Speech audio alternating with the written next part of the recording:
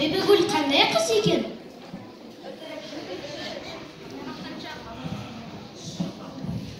Анасы неге Бибігүлге ренжіді?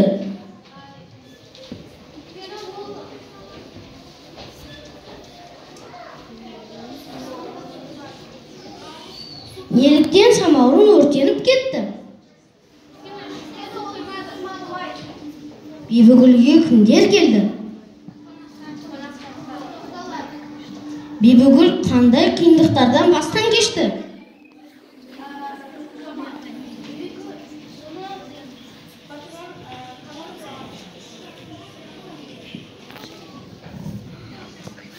Балалар, бүгінгі осымен біздің тәрбие сағатымыз да аяқталып қалды. Енді сабақ соңында айтыңдаршы, бүгінгі сабақтан қандай әсер алдыңдар?